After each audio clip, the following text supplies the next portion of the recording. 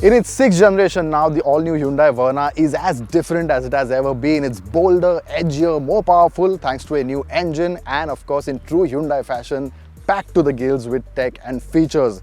But today is about finding out how all of that translates out on the road. But before we head there, don't forget to subscribe to the Autocar India channel and hit that bell icon so you're notified each time we upload a video.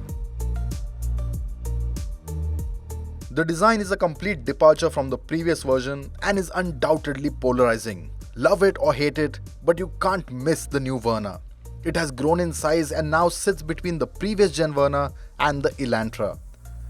The end-to-end horizontal LED DRL is what gives it a concept-like look, while the chiseled bumpers that house the LED headlamps add on to the sporty character along with the larger and sleeker parametric grille. In terms of width, the new Verna is wider than the previous gen, leading to better room on the inside. Over to the side, the 16-inch wheels get a sharp design, but on the 1.5 turbo variants, you get blacked out wheels, red brake calipers for the front discs, and rear disc brakes too. What is also impressive is the segment best 2670mm wheelbase. At the rear, Hyundai claims the new Verna to feature a fastback design, but it too, like the overall car, will take some time to win over the crowd. That said, it is radically different to the traditional 3-box shape of its competitors.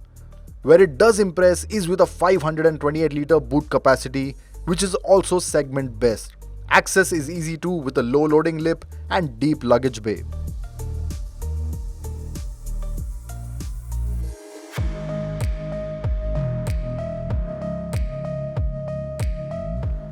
Now things on the inside aren't as dramatic as the exterior, but you still get a lot of modern touches. The dash for one has been completely redesigned. It is very futuristic and modern looking. You have the center console that's angled towards the driver. It's a lot more convenient to be honest, and it's not really uncomfortable for the passenger either. Speaking of the center console, up top you have the 10.25-inch touchscreen, very slick, very responsive, still misses out on wireless Apple CarPlay and Android Auto, but you get all your other regular stuff.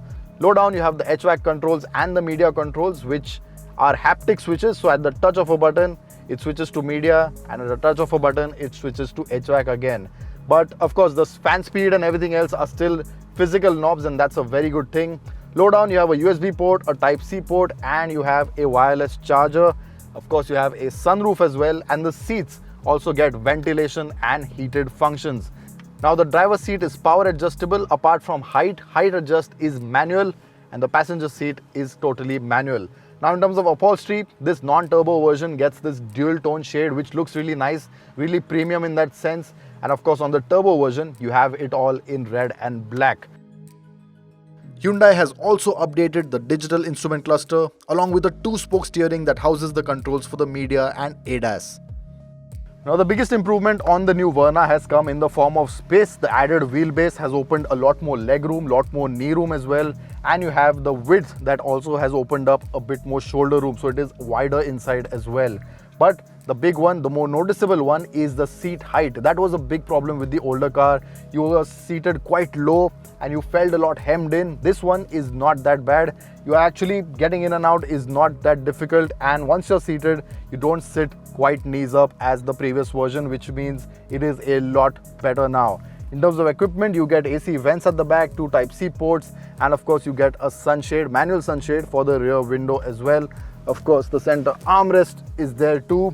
And if you're a middle passenger, you won't really struggle that much because the transmission tunnel isn't that big. Of course it'll need some adjusting for the protruding vents, but that's pretty much it. Overall, it is a big improvement in terms of backseat comfort.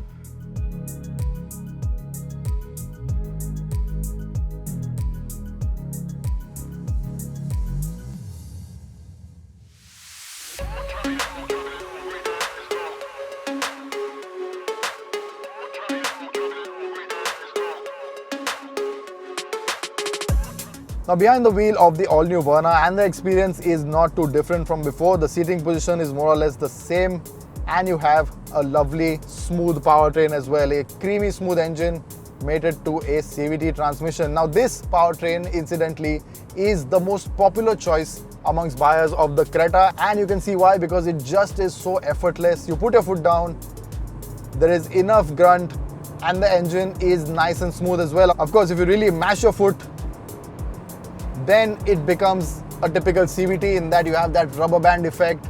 The engine gets boomy as well. But at moderate speeds with moderate throttle inputs, it really is very, very easy and very convenient. Power delivery is also very linear, and like I said, if you are easy on the throttle, there really is nothing to complain about. This engine also gets drive modes between Eco, Normal and Sport, and yes, the differences are noticeable, especially when you switch to Sport. However, there isn't much gain in terms of performance. You hear a lot more of the engine, but there isn't as much progress as there should be. However, for relaxed driving, highway cruising and even city drives, this combination is pretty much perfect. What you also have on this CVT are paddle shifters. Now it is an 8-step CVT, which means it mimics the gear shifts, and it is quite responsive too, because if you put it in 4th now, which isn't really 4th, but it gives you the notion that you are shifting gears. You push your foot down, pull on the pedal, and it will drop the rev. So you feel like you're actually shifting. And when you engage manual controls, it doesn't really shift on its own. You really have to back off the throttle for it to realize, okay, I am supposed to step in now. And that only is for a bit more of that driver engagement. If you don't want to use the pedals, you also have the option of a Tiptronic function. Slot the gearbox in manual and then just use it as a sequential.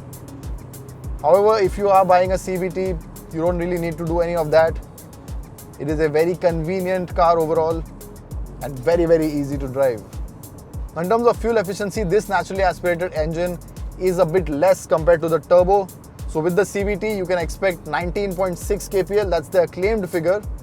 And on the manual version of this very engine, it's 18.6 kpl. So not the most impressive of numbers. And of course, in real world conditions, these numbers will go further down. And that makes you miss the diesel engine, which was once a very big part of the Verna. Sadly, it's not there anymore because diesels are just going out of fashion. That said, this engine is of course compliant with the upcoming RDE norms and compatible with E20 fuel as well. What's also improved on the all-new Verna is the ride quality. The older one had a hint of firmness to it. Sharp bumps, especially at low speeds, would come through the cabin and there would be a lot more thuds. This one is a lot more supple and better cushioned, so you have a nice soft setup and the ride quality overall is more comfortable.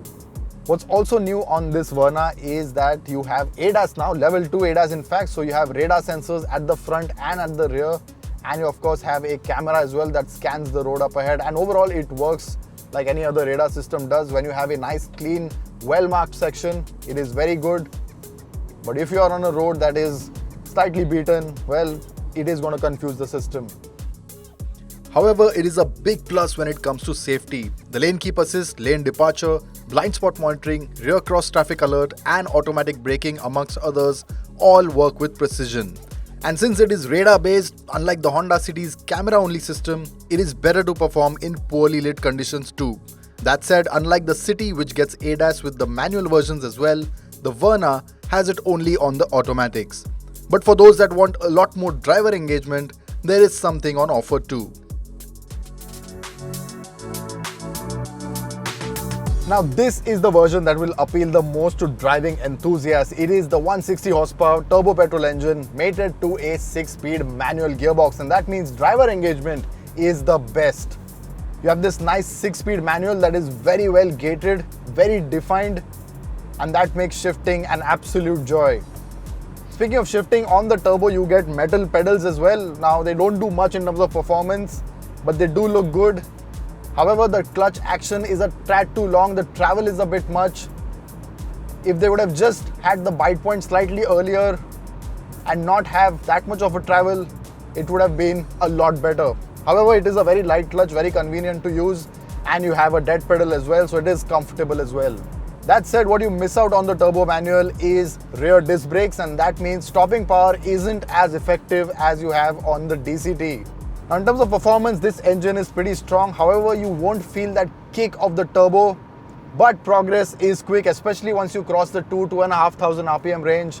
It picks up pace pretty soon and it continues all the way up to 6,100 RPM.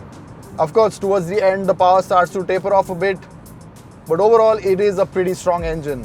What it also has are drive modes, which means you can toggle between Eco, normal and sport. Of course, sport being the most amplified of them all. And what that does is basically amps up the engine. The response is slightly better. However, the difference is only marginal. Between sport and eco is a big difference because you do feel the power delivery going down. But apart from that, it's mostly the steering, because the steering changes its weight based on the drive mode you're in. So in sport, it is the most hefty, and in eco, it is the lightest and the most convenient. Handling was never a Verna highlight, as the steering was known to be too light or disconnected. However, things have improved with this model.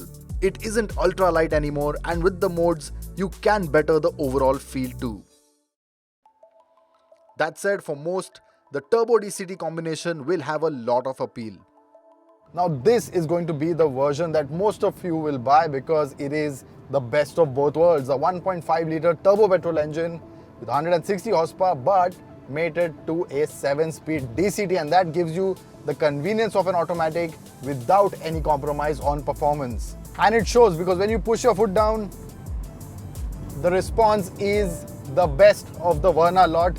You can't get faster than this. 0 to 100 time of 8.1 seconds. That is pretty quick. So yeah, it will be on the list of many. This is almost the N-line trim right here, because you have this red and black theme going on. You've got the overall blacked out wheels. You've got the red brake calipers. You've got disc brakes at the rear. All it needs now is a nice raspy exhaust. Now speaking of the gearbox, you can use it via paddle shifters. However, they aren't the most responsive. At moderate speeds, they'll do just fine. But if you rush the gearbox, it does take a while to shift up and down. That said, the shifts themselves are smooth and complement the engine's linear power delivery. Hyundai also claims a higher fuel economy of 20 kpl for the manual and 20.6 kpl for the DCT, which is higher than the lesser powered, naturally aspirated engine. What's also good are the brakes. Of course, you get disc brakes at the rear with the turbo petrol automatic, and that means stopping power is quite good too. Introductory prices for the all-new Verna start from 10.9 lakh rupees and go up to 17.38 lakh rupees, which is competitive with the Virtus and the Slavia. Deliveries will begin starting first week of April 2023, and Hyundai says that it has already received over 8,000 bookings, with 40% of them being for the turbo petrol variants. It might split opinion when it comes to the looks, but as a package, it is quite strong. The interior is packed with tech, there is plenty of space and comfort in the rear, the boot adds a lot of practicality, and with a variety of engine and transmission options, customers will be able to find just the right setup.